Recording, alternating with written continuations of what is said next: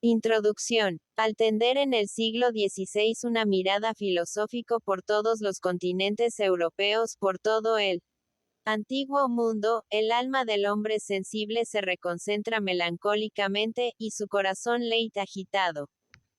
No era solo en España donde se sintiera con horror, entre el crujido de las armas sarracenas, el duro yugo del feudalismo, y después la tiranía de los reyes.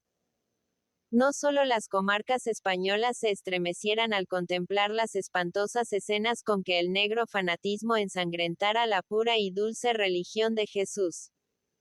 El antiguo mundo envuelto en densas tinieblas de ignorancia, presentaba por doquiera el más desconsolador espectáculo. Y graduar la conducta de los hombres públicos de aquella triste época, por la moralidad y filosofía de nuestro siglo, sería incurrir en gravísimos errores. El héroe más eminente del siglo XVI, sería el que más en heroico grado poseyera el fanatismo religioso de su época, junto con el feroz arrojo personal en los combates. En tan negros momentos fue cuando la audacia de los europeos los condujo hasta los continentes del Nuevo Mundo. Aquellas remotas playas, llenas de candidez y de inocencia, formaban la antítesis más espantosa con el ennegrecido corazón de sus descubridores. Pero no, lejos de nosotros la idea de copiar las nefandas escenas que el sensible filósofo Raynal ha descrito en su historia, de los establecimientos europeos en las dos Indias. Lejos de nosotros seguir las huellas de Robertson en su Historia de América, lejos de querer al fin, con fantasía ardiente, recargar el horror de lamentables épocas. Si el deber, empero, de historiadores novelistas nos hiciese tocar los hechos, será con la ligereza posible, y sin recargar sus negras tintas. Todas las naciones de Europa fijaron establecimientos de más o menos importancia en el Nuevo Mundo, y todos los europeos ensangrentaron sus comarcas. Pero solo los españoles dominaron en el vastos imperios e inmensos continentes, y las arenas de las nuevas playas, bastaran apenas a numerar los hechos de valor y las hazañas de los héroes castellanos. Familiarizados con la guerra, en 800 años de combates con los sarracenos. Avezados a la persecución y exterminio de los idólatras de Mahoma, preciso fuera que desplegaran en las nuevas regiones, con los adoradores de otros ídolos, aquel mismo carácter de terror y de crudeza que les era ya propio y natural con el transcurso de tantos siglos. Los ilustres caballeros en que pudieran brillar las cortas virtudes de aquella época, avezados aún a las brillantes cruzadas, abandonaban los peligros de las ondas a codiciosos aventureros, que ansiaban más el oro y las riquezas, que los antiguos laureles de los campos de Palestina. Los españoles, sí, con los instintos feroces de aquellos siglos ensangrentarían con horror los nuevos continentes. Pero sus crímenes serían siempre crímenes del siglo XVI, crímenes comunes a todos los europeos que invadían el Nuevo Mundo, crímenes propios del fanatismo de aquellos tiempos de ignorancia y de error. Crímenes al fin de aventureros, que como todos los aventureros de Europa, volaban a la muerte, o a saciar su ambición en los tesoros de la virginal América. Pero si las primeras páginas de la historia del Nuevo Mundo pudieran sernos enojosas, a las españolas debieron al fin aquellas regiones el amor a la libertad, y la pureza del cristianismo que los han conducido a la civilización e independencia. Y hoy podemos satisfechos decir a la Europa entera, nos llaman nuestros hermanos.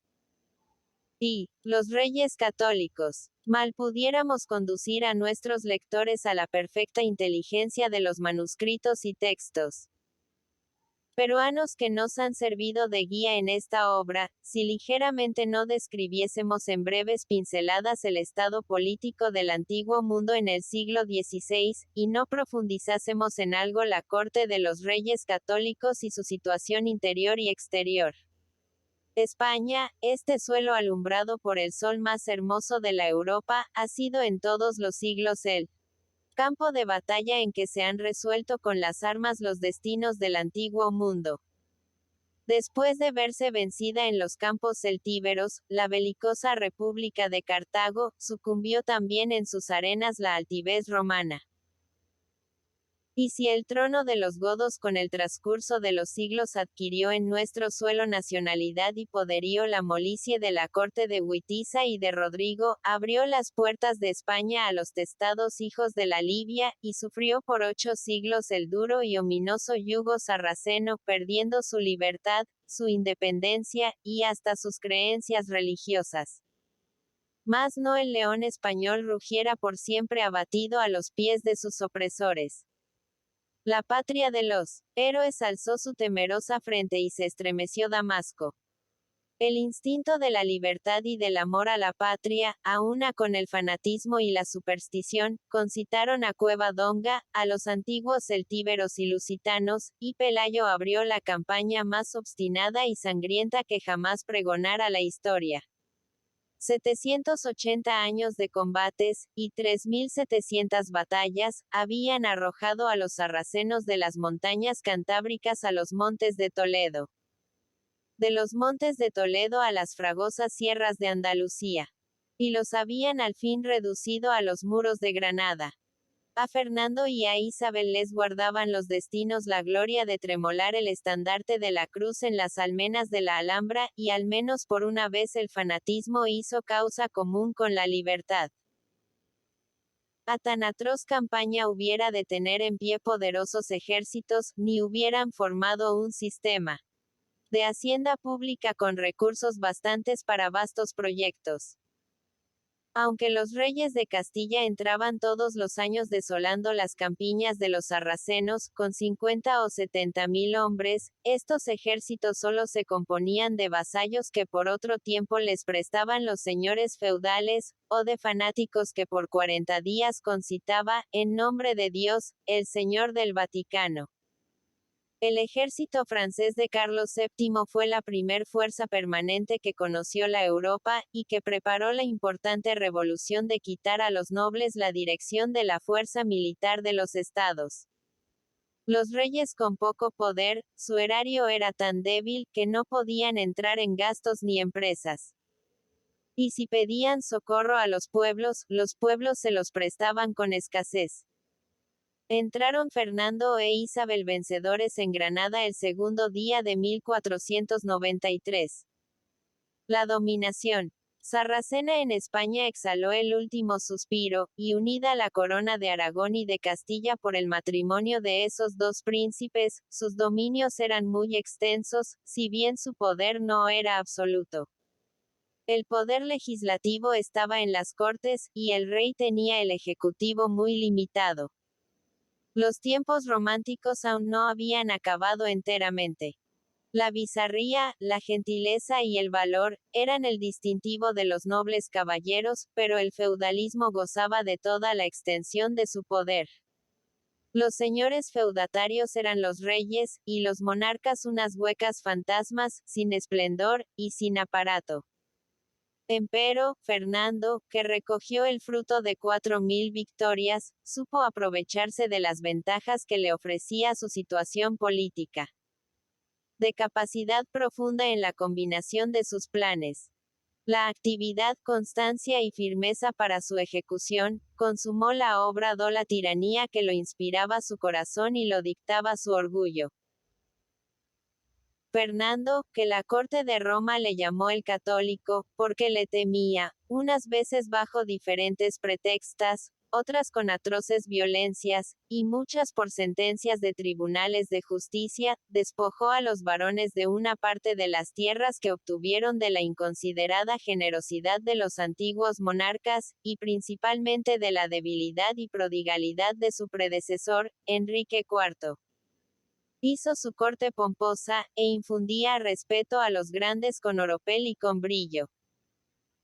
Unió a la corona las poderosas maestrías de las órdenes de Santiago, Alcántara y Calatrava, y fue constantemente un tirano sutil para ir robando las libertades al pueblo, si bien aún su poder era menor que el de otros soberanos de Europa. España fue libre, hasta la aciaga derrota de los campos de Villalar. Si tantas ventajas pudieran hacer colosal el trono de Fernando, sus errores políticos debilitaron empero su poder. El proselitismo, atributo inseparable de los fanáticos, dominó a Fernando, o dominó a lo menos a su política. Apenas la enseña de Sion tremoló en los muros de Granada, cuando un desacertado decreto ordenó a los judíos y mahometanos, derramados por todas las provincias españolas, que en el término de 4 meses recibieran el agua del bautismo, o saliesen de los dominios castellanos.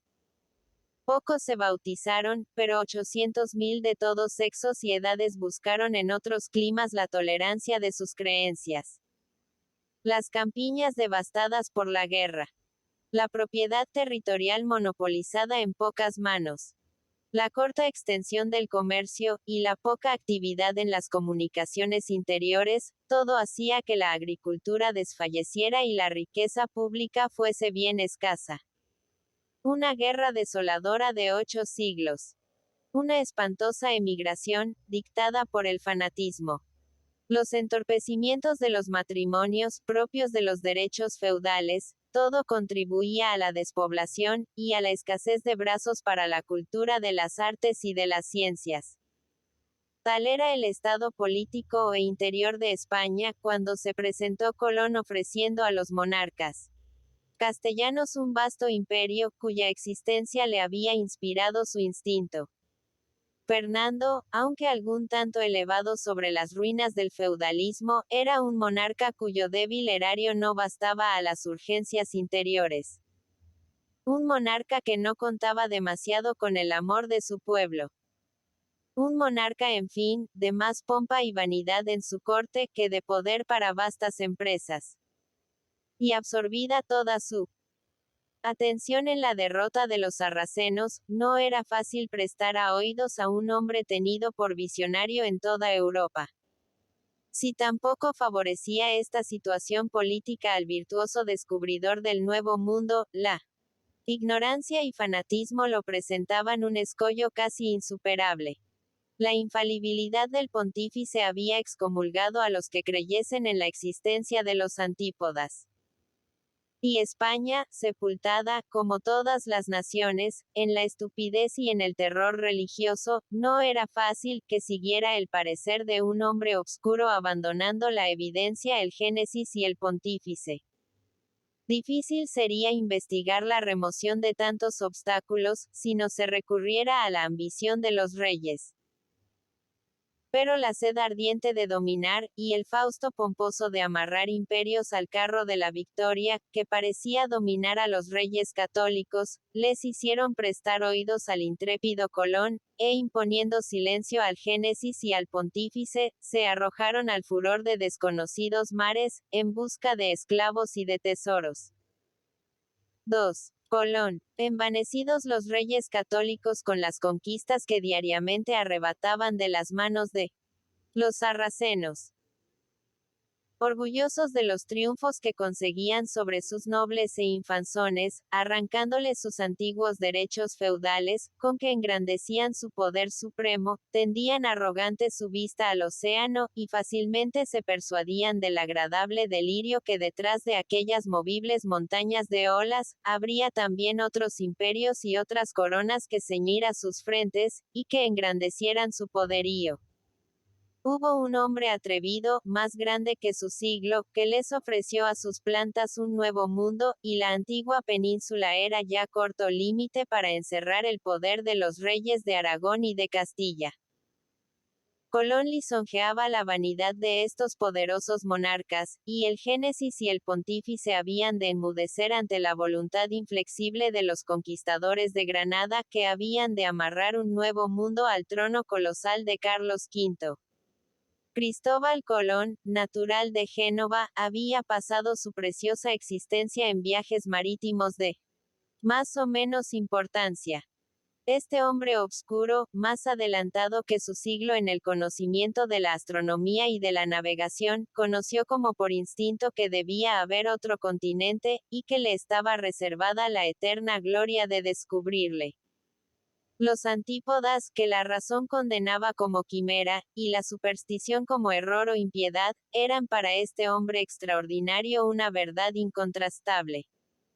Poseído de esta idea, la más grandiosa que ha concebido humano, propuso a Génova, su patria, poner bajo sus leyes otro hemisferio. Despreciado por esa débil república, por Portugal donde vivía, por Inglaterra, aunque pareciera siempre dispuesta a cualquiera empresa marítima, cifró las esperanzas de sus proyectos en Isabel. Los ministros de esta princesa tuvieron desde luego por visionario a un hombre que quería descubrir un nuevo mundo, y por mucho tiempo lo trataron con la altanería que los hombres comunes, en medio de su fortuna, acostumbran a tratar a los hombres de genio. Colón, empero, no se arredró a vista de las dificultades. Tenía como todos los que forman proyectos extraordinarios la grandeza de alma, el entusiasmo que les anima contra los juicios de la ignorancia, los desprecios del orgullo, las bajezas de la pereza. Firme, enérgico, valeroso, su prudencia y su destreza triunfó de todos los obstáculos. Isabel vendió sus joyas y piedras preciosas. Comprometió a su corte, y armadas que le fueron 3 fragatas, tripuladas por 90 hombres, Colón se dio a la vela el 3 de agosto de 1492, para admirar al mundo. Cristóbal Colón iba a transformar el antiguo mundo, y su empresa necesitaba un valor sublime. Después de una larga navegación, las tripulaciones, horrorizadas a la inmensa distancia que las separaba de su patria, empezaron a desconfiar de que llegaran al fin de sus deseos, y pensaron por muchas veces arrojar a Colón al mar, para volverse a España. El almirante disimuló cuanto le fue posible, hasta que, viendo ya el volcán amenazando el horroroso estallido, propuso que si en 3 días no descubrían tierra, darían vela para Europa. Afortunadamente antes de los 3 días, en el mes de octubre, se descubrió el Nuevo Mundo. Colón abordó a la isla de San Salvador, y tomó posesión de ella en nombre de Isabel. Nadie en Europa creía entonces injusto apoderarse de un país no habitado por cristianos.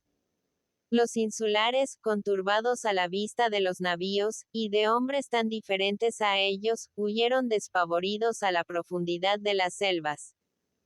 Los españoles pudieron coger algunos, que llenos de caricias y presentes, volvieron a mandar a sus hordas, y fue lo bastante para atraerse toda la nación errante.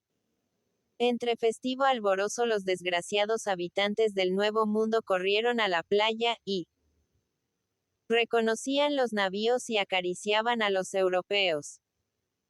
Los europeos, al contrario, viendo hombres de color de cobre, sin barba en su rostro, sin vello en su cuerpo, en la simplicidad de la naturaleza, les miraron como animales imperfectos, nacidos para su desprecio, para amarrarlos a la férrea argolla, para venderlos en los mercados, y condenarlos a una eterna servidumbre. Los insulares habitando las selvas, buscando los frutos de la naturaleza y satisfaciendo al pudor. Con sencillos tejidos, ignoraban el valor de los metales. Y el despreciado cobre, y el oro ansiado, saciaban igualmente su cándido orgullo. Adornaban sus templos, realzaban el atractivo de sus hermosas. Los invasores tendían en tanto a su alrededor penetrantes miradas, en busca de preciados metales y de piedras preciosas, y miraban con sonrisa, a los indios cargados de tesoros en sus adornos, y allá en su pecho meditaban el crimen y el despojo. Oh, sublime Colón. Jamás mancillará la historia tus virtudes. La ambición del saber, no la ambición del oro, te inspiró la existencia de otros nuevos continentes. Si hubieras podido abrir el libro de los destinos de los pueblos, América yaciera en el olvido, y no turbaras las ondas de las tranquilas y lejanas playas, para verlas después enrojecidas de sangre. Sensible, tierno, virtuoso, tú fuiste el amor de los sencillos insulares, y el odio de la corte de Castilla. Y tu memoria será cara al Nuevo Mundo, mientras viva en los pechos el recuerdo de tu virtud. El celo infatigable de Colón por los descubrimientos, y el incentivo del oro en los castellanos, les llevó a la isla de Santo Domingo y a otros continentes de América. En tanto que Colón estuvo al frente de las tripulaciones, la ambición de los expedicionarios halló un dique insuperable. Pero teniendo que volver a la corte de Castilla, teniendo que abandonarse a la inmensidad del piélago para nuevos descubrimientos, la usurpación, el fanatismo, la crueldad, la barbarie, desplegaron su furia contra los inocentes adoradores del sol. Los indios, sin más armas que su arco y sus flechas de madera, o espinas de pescados, en vano aventuraban choques con enemigos, cuyas armas, cuya disciplina les daban tantas ventajas. Mirados como dioses por sus débiles víctimas, antes de combatir entonaban la victoria, y sus trofeos eran bárbaramente ensangrentados. Colón empero aterraba a los malvados, y era el ángel protector de los indios. Pero Colón sería el primer guerrero virtuoso que no fuera el juguete de los cortesanos y que no siguiera al fin las huellas de Belisario. La calumnia le asestó sus bárbaros tiros, y mandado encadenar en Santo Domingo, fue conducido a España como el más vil de los criminales. La corte, avergonzada de proceder tan ignominioso, le puso en libertad, pero sin vengarle de sus calumniadores, y sin restablecerle en sus títulos y funciones. Tal fue el fin de este hombre extraordinario. El reconocimiento público hubiera debido dar al menos a este nuevo hemisferio, el nombre del atrevido navegante que lo había descubierto. Y fuera el menos homenaje que pudiese tributar a su memoria. Pero ya la envidia, ya la ingratitud, ya los caprichos de la fortuna que así disponen de la gloria, le arrebataron el don que le habían concedido los destinos, y se lo tributaron a Florentino Américo Vespucio, que solo hizo seguir sus huellas. El primer instante en que la América fue conocida por el resto de la tierra, se selló con una injusticia. Fatal presagio de las de que habían de ser teatro aquellos desgraciados países. Después de la caída de Colón y de la muerte de Isabel, los insulares comenzaron a sentir todo el horror de la suerte que les amenazaba. La religión y la política del siglo XVI sirvieron de velo a la impía ley que en 1506 dio Fernando el Católico, repartiendo los indios entre los conquistadores, para que los empleasen en las explotaciones de las minas y en todos los trabajos más penosos.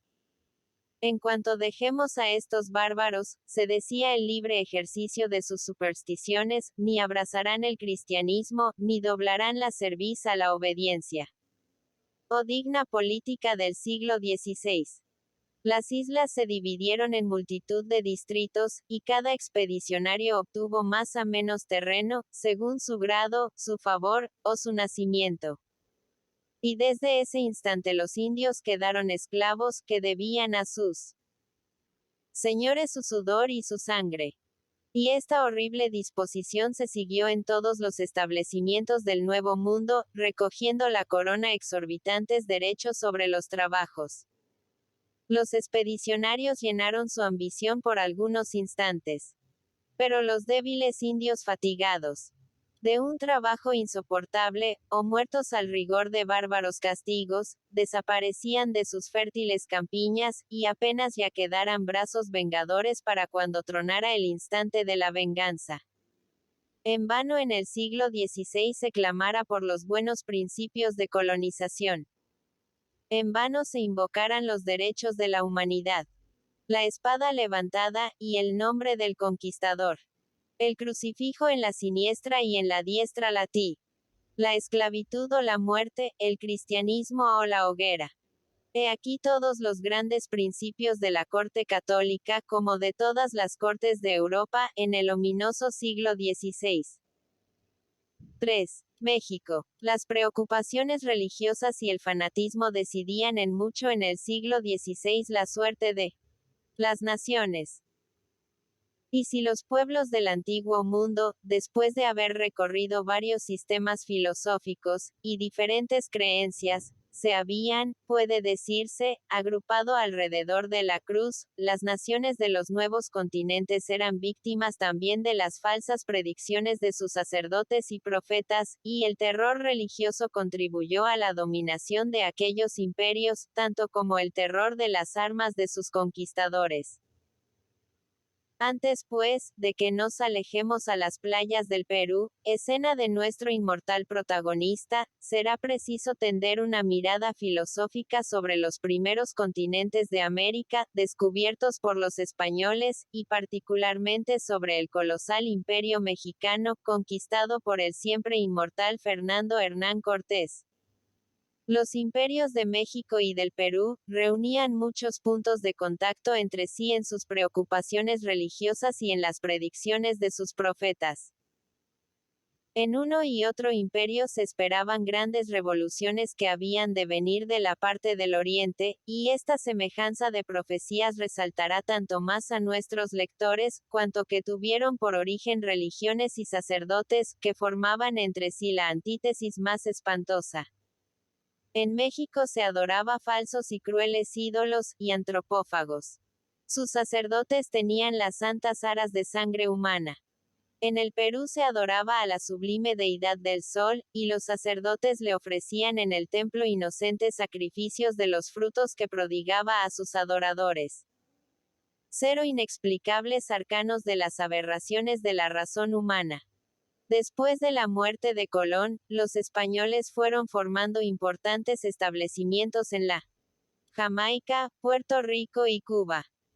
Y Francisco Hernández de Córdoba y Juan Grijalva, en 1517 y 1518, adquirieron extensos conocimientos acerca del imperio mexicano, de su poder, de su extensión, de sus leyes y costumbres, etc.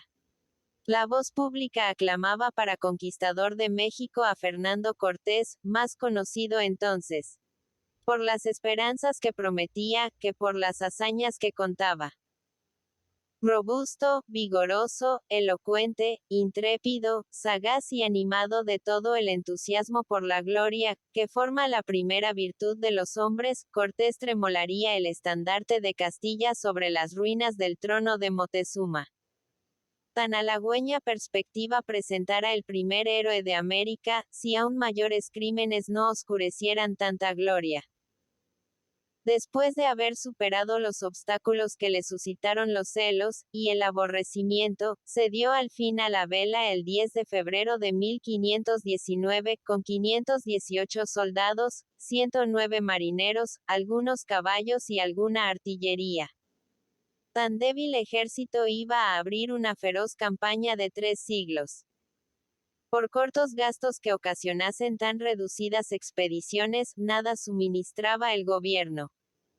Todas se costeaban por particulares que se arruinaban y eran desgraciadas, pero que su buen éxito siempre extendía el imperio de la metrópoli. Desde las primeras expediciones, jamás la corte trazó el plan, jamás abrió sus tesoros. Jamás hizo levantamientos de gente. La sed de oro, el espíritu aventurero que entonces reinaba, excitaban la industria y la actividad. Cortés desembarcó felizmente y atacó y venció a los indios de Tabasco, y los hizo sus aliados. Los españoles más frugales, más endurecidos en las fatigas, más acostumbrados a la intemperie de su clima ardiente que ningún otro pueblo de Europa, fueron entonces los únicos que pudieran sufrir las aflicciones de la guerra en la zona tórrida, y prepararse a tan desigual campaña. Apenas Cortés apareció en las costas de México, Moctezuma, que allí reinaba con el poder más absoluto, no pudo ocultar el terror que helaba sus miembros. Este terror que inspiraron a tan poderoso monarca un puñado de aventureros, excedería todo lo probable, si no se explicara por satisfactorias conjeturas y tradiciones. El movimiento aparente o real de los astros en sus órbitas. Los sorprendentes efectos de la mayor o Menor oblicuidad de la esfera, las acciones y reacciones del mar, como primer agente de estos fenómenos, los combates eternos de los elementos, lanzan a los habitantes del globo en su peligro sensible, y en continuas alarmas sobre sus destinos. La superstición, el fanatismo han divinizado estas revoluciones físicas, y ha sido consiguiente el terror de los pueblos, sobre todo en los que son más sensibles y recientes las señales de estos fenómenos. Tal cuadro presenta América, donde son más frecuentes las inundaciones, los volcanes y los grandes sacudimientos de la naturaleza. Vastos golfos, inmensos lagos, innumerables islas, caudalosos ríos, altísimas montañas, todo atestigua los azotes y calamidades con que la naturaleza ha afligido a ese mundo. Todo este terror proviene de la desolación, de que la impostura ha abusado en todos los tiempos para reinar en la tierra. Como nada sucede que no se halle bajo el aspecto de alguna constelación, se ha recurrido a las estrellas para explicar las desgracias de que se ignoraba la causa, y simples relaciones de situación entre los planetas, tienen en el espíritu humano, que siempre busca en las tinieblas el origen del mal, una influencia inmediata y necesaria en todas las revoluciones. Sobre todo, los acontecimientos políticos, como los más interesantes para el hombre, se han creído de una próxima dependencia de los astros. De aquí las falsas predicciones y temores reales que han dominado en la tierra, y que se aumentan y arraigan en proporción de la ignorancia. Estas enfermedades del espíritu humano se hallaban ya en el Nuevo Mundo, y no se sabe, por qué tradición se presentía en Santo Domingo, en el Perú y otras regiones de la América septentrional, que llegarían extranjeros de la parte del Oriente que desolarían aquellos desgraciados países. No porque tuviesen noticias de nuestra existencia, sino porque acostumbrados, como todos los pueblos de la tierra a tender sus primeras miradas a donde nace el sol, imaginaban que las revoluciones que les amenazaban saldrían también de aquel punto del globo. Esta superstición, que formaba parte de los dogmas de México, apoyada por algunos recientes sucesos, bastante singulares, obraban profundamente en el alma naturalmente inquieta de Moctezuma cuando los castellanos desembarcaron en sus estados. Lo que él temía en general, y lo que oía decir en particular de aquellos extranjeros, confundiéndose en su turbado espíritu, creyó llegado el crítico momento anunciado por los astros a los profetas de su nación. Mandó diputados para ofrecer a Cortés los socorros que necesitase, y para suplicarle que saliera de sus posesiones. Pero el jefe de los españoles respondió siempre, que necesitaba ir a hablar al emperador de parte del soberano del Oriente. En vano los emisarios le amenazaron con el poder colosal del imperio.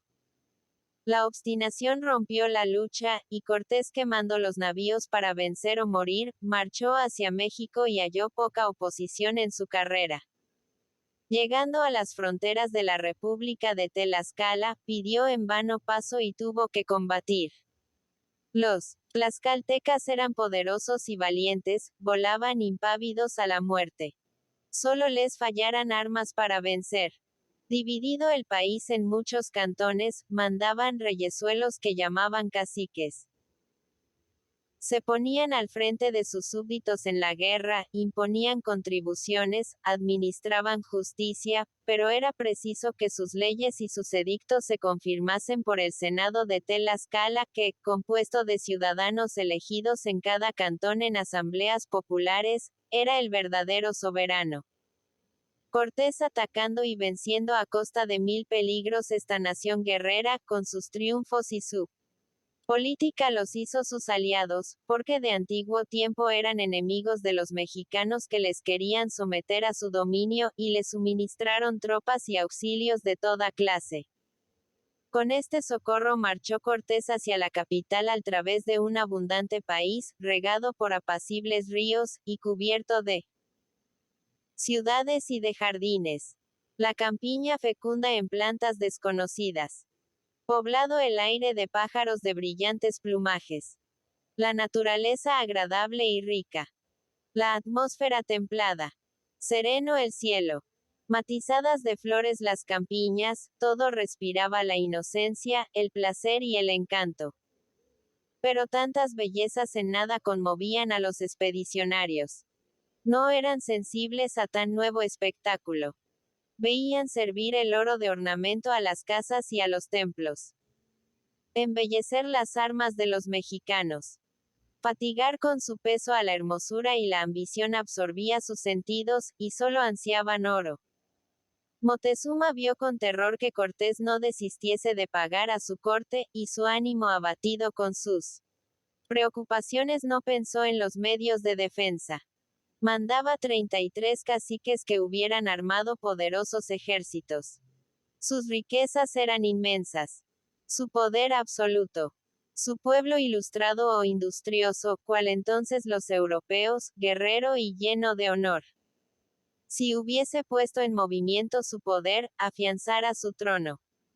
Pero Moctezuma, que había llegado al cetro por su valor, no mostró la menor presencia de ánimo cuando pudo cargar sobre los invasores con todo su poder, y despedazarlos a pesar de sus armas y de su disciplina, y prefirió emplear contra ellos la perfidia. Mientras en México les colmaba de presentes y de caricias, intentaba tomarlos a Veracruz, colonia fundada por los españoles para asegurar una retirada, o recibir socorros. Cortés, que lo supo, alarmó a sus compañeros. Es preciso admirar a estos bárbaros con una acción sorprendente, les decía, he resuelto prender al emperador y hacerme señor de su persona. Aprobado el plan y seguido de sus oficiales, fue al palacio del emperador y le intimó que eligiera entre la muerte o seguirlos. Ese príncipe, por una bajeza igual a la temeridad de sus enemigos, quedó prisionero, condenó a muerte a los generales que solo habían hecho obedecerle, y prestó homenaje al rey de España. La envidia había suscitado enemigos a Cortés. Y Narváez, por orden del gobierno de Cuba, desembarcó en las costas de Veracruz, con fuerza armada para despojarle del mando. Cortés buscó a su rival, le derrotó y le hizo prisionero. Y atrayendo a los soldados por su confianza y magnanimidad, las fuerzas de Narváez engrosaron sus filas, y volvió a México donde había dejado 200 hombres guardando al emperador. Nada tenían los mexicanos de bárbaros, sino en su superstición. Pero sus sacerdotes eran unos monstruos que abusaban horrorosamente del culto abominable que habían impuesto a la credulidad del pueblo. Reconocían un ser supremo, una vida venidera, con sus perlas y sus recompensas, por estos útiles dogmas de absurdos y de horrores. Esperaban el fin del mundo, al fin de cada siglo, y aquel año, se abandonaban a todo el alborozo de la alegría. Invocaban a divinidades titulares e intermediatas. Conocían las expiaciones y penitencias. Numeraban milagros y tenían profetas. Los sacerdotes, siempre antropófagos, ensangrentaban los altares con víctimas humanas. Inmolaban los prisioneros de guerra en el templo del dios de las batallas, y los sacerdotes los comían y mandaban pedazos al emperador y a los principales señores del imperio. Si las paces duraban largo tiempo, los sacerdotes decían al emperador que los dioses se morían de hambre, y se declaraba la guerra con el solo objeto de hacer prisioneros que inmolar en las aras. Todas estas ceremonias eran lúgubres y sangrientas. La religión atroz y terrible lanzaba a los hombres en el terror, y debía hacerlos inhumanos, y a los sacerdotes todopoderosos. En cuanto Cortés batió a Narváez, la nobleza mexicana, indignada de la cautividad de su príncipe, y el celo indiscreto de los españoles que, en una fiesta pública en honor de los dioses del país, derribaron los altares y degollaron a los adoradores y a los sacerdotes, todo había hecho concitar al pueblo a las armas.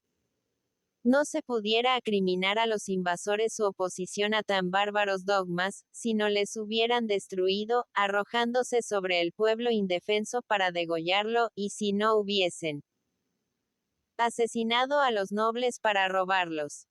Al volver Cortés a México halló a sus compañeros estrechamente sitiados y entró en su cuartel a duro esfuerzo. Los mexicanos hacían prodigios de valor, y Moctezuma, que salió a la muralla a persuadirles la armonía con sus opresores, murió a los dardos de su pueblo. Cortés conoció la necesidad de retirarse. Sus soldados cargados de oro no todos pudieron seguir la retirada. Perecieron muchos en el valle de Otumba, amenazó a todos la muerte, pero, al fin Cortés con valor e ingenio, llegó al país de los tlaxcaltecas, sus aliados. El sistema político y las creencias religiosas habían sembrado la desunión en el imperio, y Cortés, con su talento se supo aprovechar de esta ventaja. Con débiles socorros de las islas españolas, y con algunas tropas que obtuvo de la República de Tlaxcala, hizo nuevos aliados y volvió a atacar la capital del imperio. México era una isla en medio de un gran lago, que contenía 20.000 casas, un pueblo numeroso y magníficos edificios. El palacio del emperador, construido de mármol y jaspe, era solo tan grande como una ciudad. Jardines, fuentes, baños, ornamentos, templos suntuosos, 3.000 palacios de caciques, todo daba a la capital una extensión inmensa. Había alrededor del lago hasta 70 ciudades. 200.000 canoas surcaban las ondas y mantenían las activas relaciones. Y sólidas calzadas formaban el orgullo de la industria mexicana. El imperio era electivo, y después de la muerte de Moctezuma subió al trono Guatimázin, valiente e intrépido guerrero, que puso a la capital bajo un brillante estado de defensa. Cortés comenzó la campaña asegurándose de los caciques que reinaban en las ciudades de las márgenes del lago. Unos unieron sus tropas a las del vencedor, los demás fueron vencidos, y Cortés se apoderó de las 3 calzadas por donde se comunicaba México. Quiso apoderarse también de la navegación del lago, construyó bergantines que armó con parte de su artillería, y bloqueando a México, esperó que el hambre le diese el imperio del Nuevo Mundo. Guatimázin hizo esfuerzos extraordinarios para levantar el bloqueo. Sus vasallos combatieron con más furor que nunca, pero los españoles sostuvieron sus trincheras, y rechazaron y persiguieron al enemigo hasta el centro de la ciudad. Cuando los mexicanos dudaron de la victoria, y ya les faltaban víveres, quisieron salvar a su emperador, y él consentía en ello gustoso para continuar la guerra en el norte de sus estados. Una parte del ejército corrió noblemente a la muerte para facilitarle su retirada, distrayendo y ocupando al enemigo. Pero un bergantín se apoderó de la canoa en que iba el generoso e infortunado monarca. Julián Alderete, oficial español, creyó que Guatimázin tenía ocultos tesoros, y para obligarlo a declarar lo hizo tender en ascuas. Entonces el héroe americano repetía aquellas célebres palabras. Ah, estoy en un lecho de flores. Muerte comparable a todos la que la historia ha transmitido a la admiración de los hombres. Si algún día los mexicanos escriben las actas de sus mártires, y la historia de sus perseguidores, se verá a Guatimázin sacado medio muerto de un horno enrojecido, y ahorcado a los 3 años públicamente, bajo pretexto de haber conspirado contra sus destructores. En los gobiernos despóticos, la muerte, o la prisión del soberano, y la toma de la capital, arrastra tras sí generalmente la sumisión de todo el Estado. Tal fue la conquista de México. Todo el imperio se sometió a los españoles, y no llenó su ambición, aunque tenía 500 leguas de longitud, y casi 200 de latitud. Eran precisos nuevos mundos y nuevos imperios, y otros héroes, y otras victorias, añadieron nuevos mundos al glorioso trono de Castilla. Pizarro. I.V. Pizarro, Luque y Almagro.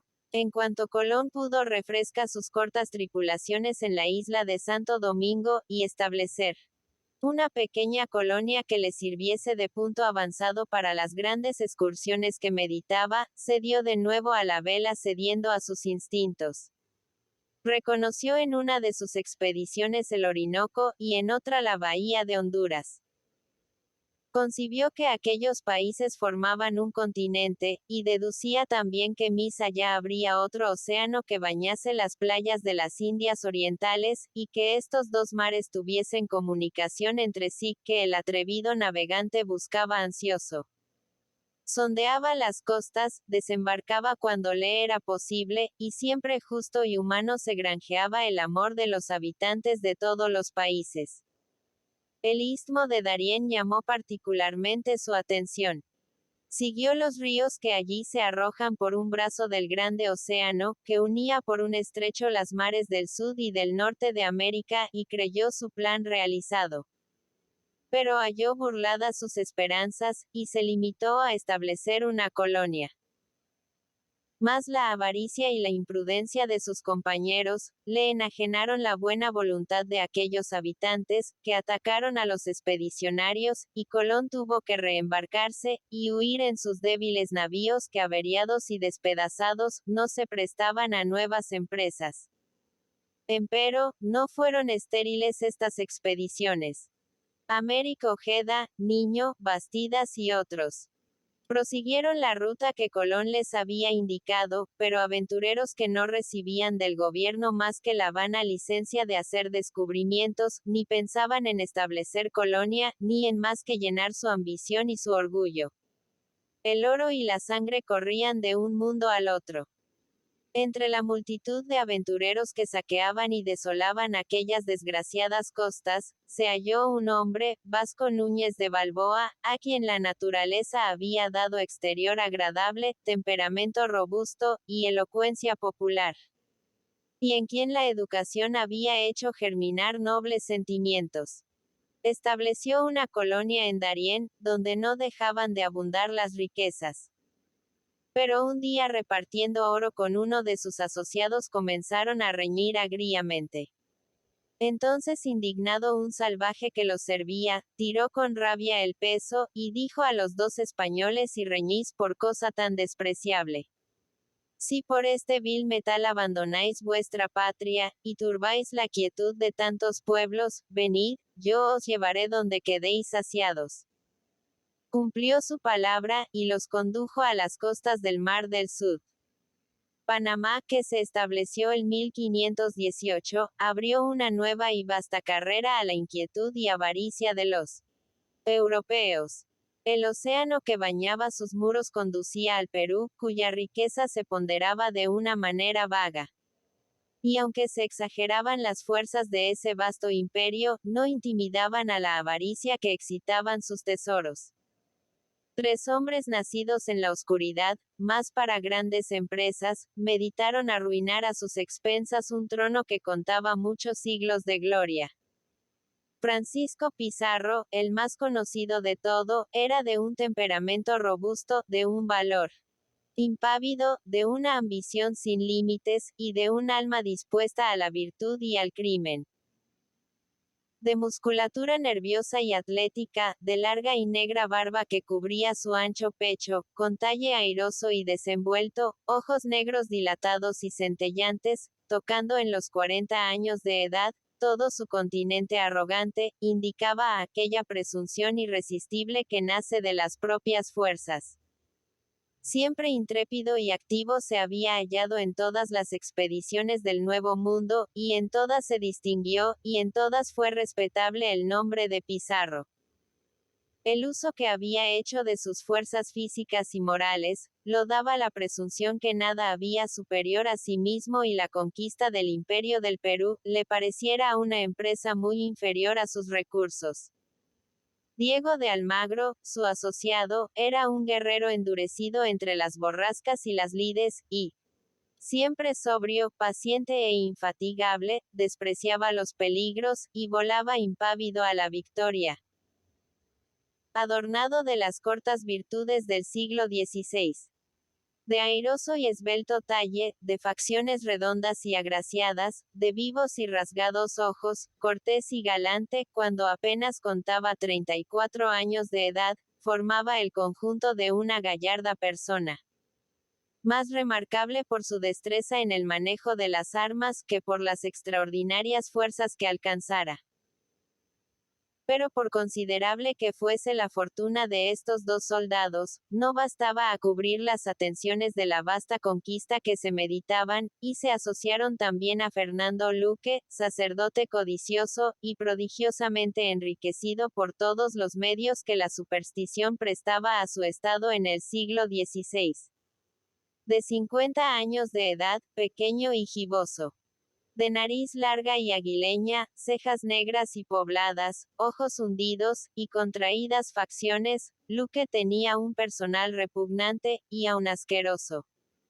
Estos tres célebres hombres formaron una solemne asociación para la conquista del Perú por partes iguales, encargándose Pizarro y Almagro de la parte militar, y Luque de la religiosa.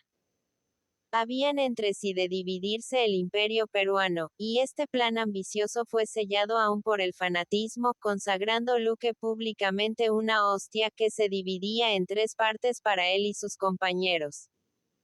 Y una asociación que tenía por objeto el pillaje y la destrucción, fue ratificada en nombre del Dios de paz, jurando por la sangre divina enriquecerse a costa de torrentes de sangre humana.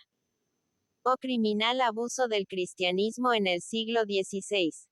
En 14 de noviembre de 1525 se dio al fin a la vela Pizarro con un débil navío y 112 hombres de tripulación y armas.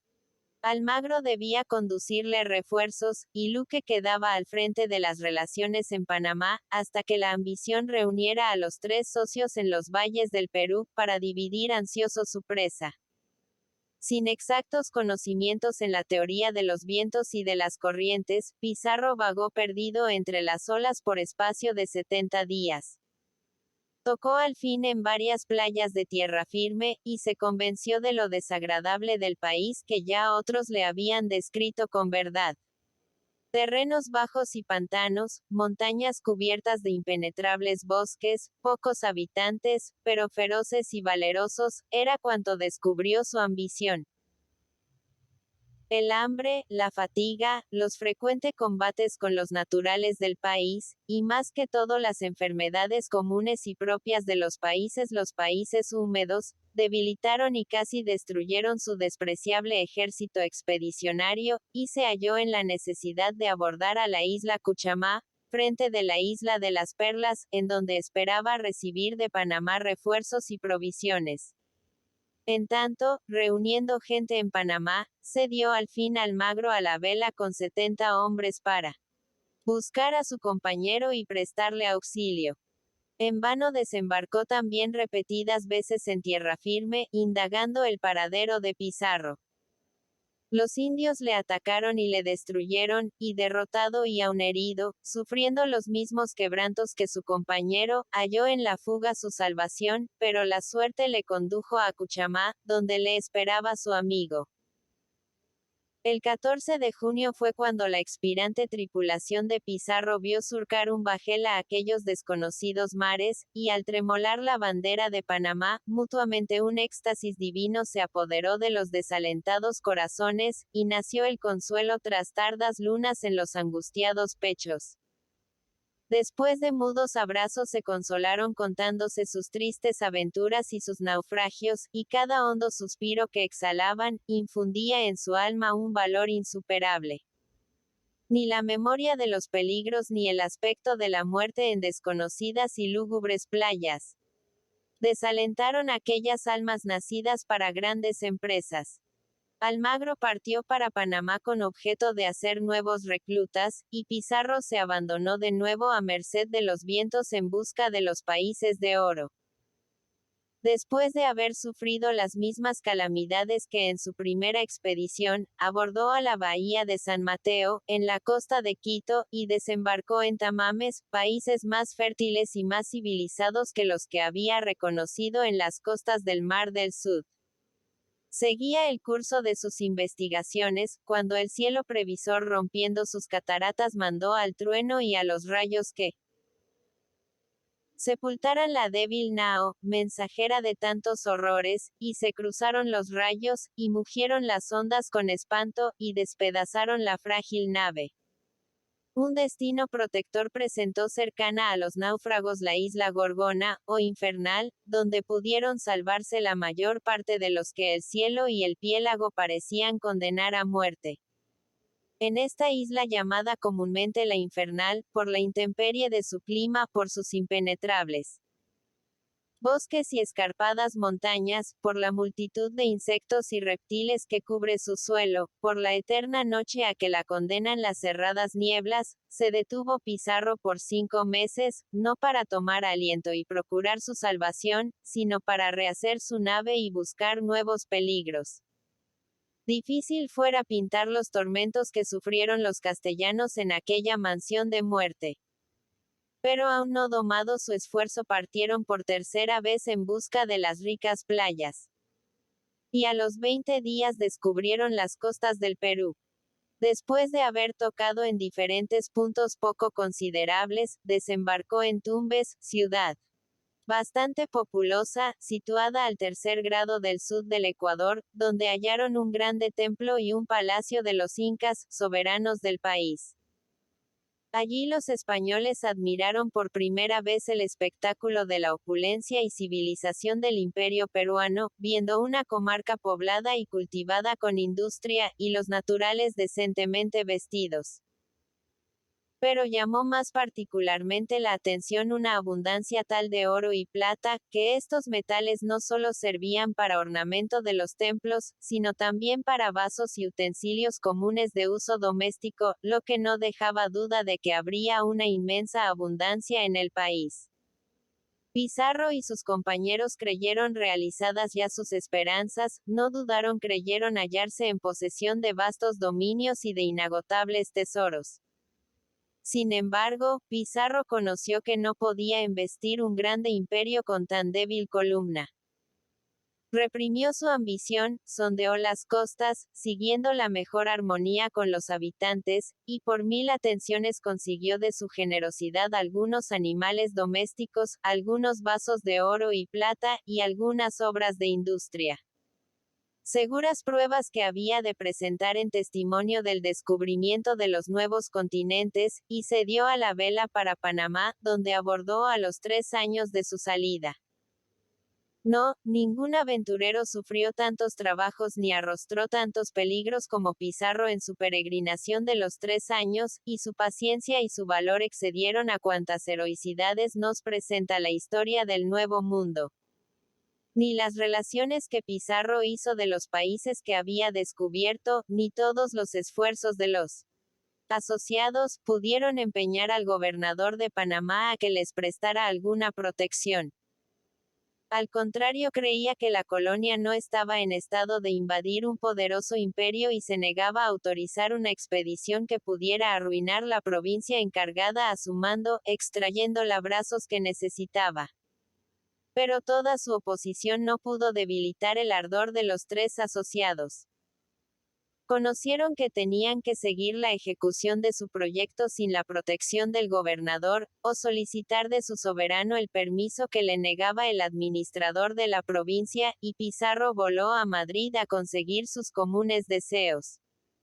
La larga historia de sus padecimientos, y las pomposas relaciones que hacía de los países que había descubierto, confirmadas por las producciones recogidas en Tumbes, hicieron tal impresión en Carlos y en sus ministros, que no solo aprobaron el proyecto de una nueva expedición, sino que animaron al jefe para que la realizara. Pizarro fue nombrado gobernador, capitán general y adelantado de todos los países que descubriesen con una autoridad absoluta, tanto en lo civil como en lo militar, con todos los privilegios hasta entonces concedidos a los conquistadores del Nuevo Mundo. Almagro, su lugarteniente, y Luque, vicario general de todos los dominios de Pizarro. Con tan buen éxito en la corte de España, volvió de nuevo a Panamá a unirse con sus asociados, y a hacer Los últimos esfuerzos. A pesar de todo, ya carecían de fondos, y aun haciendo inmensos sacrificios solo reunieron 3 pequeños buques y 195 soldados, con 37 caballos. Pero tal superioridad inspiraban entonces sus victorias en América a los españoles, que Pizarro con tal débil columna, no dudó en vestir al poderoso imperio que había de saciar su ambición y su codicia. Se dio a la vela en febrero de 1531, y fue a desembarcar a la bahía de San Mateo llevado de la fuerza de los vientos y de las corrientes, pero se dirigió hacia el sur, sin abandonar las riberas para recibir con más facilidad los socorros que esperaba de Panamá. Nuevos y grandes padecimientos probaron su valor y paciencia en esta marcha. Pizarro, en vez de procurarse la confianza de los habitantes, los atacó imprudentemente, los obligó a huir de sus inocentes asilos, y la guerra, el hambre, el cansancio y las enfermedades propias del país, redujeron a los invasores a tan crueles extremidades como habían sufrido en la expedición primera. La costa del Perú es en algunas partes estéril, malsana, y poco poblada. Los ríos caudalosos, veloces y difíciles en su travesía, pero para el valor de los españoles era posible y fácil, y si la victoria les aseguraba botín y gloria, suyo era el triunfo. Llegaron al fin a la provincia de Cosque, y sorprendiendo a los habitantes de la capital, se apoderaron de vasos y ornamentos de oro de valor de 30,000 pesos, y otras muchas riquezas, que eclipsaron la desconfianza que hubiera podido concebir en vista de las estériles tierras que habían corrido. Siguieron su marcha llenos de confianza, atacando con impetuosidad a los tranquilos habitantes que se sometían, o huían al interior de sus tierras. Esta aparición repentina de extranjeros que invadía su país, cuya figura y costumbres les eran igualmente extraordinarias, y a que nada podía resistir, hizo en los peruanos la misma impresión de terror que habían causado en las otras naciones de América. Atacando, venciendo y desolando llegó al fin Pizarro a Pinca, y a Tumbes, donde dio descanso a sus tropas y esperó a Almagro y a Luque. He aquí los hombres, el ejército, y los recursos con que se emprendía la conquista de un vasto imperio a 4,000 leguas de la metrópoli. Gloria y prez eterna a tanto valor y osadía. Gloria eterna a los españoles y al glorioso reinado de Carlos V, que al tiempo que sus armas vencedoras humillaban la altivez de la Europa entera, conquistaban también un nuevo mundo, y abrían al porvenir y a los más remotos siglos un torrente inagotable de felicidad y de ventura.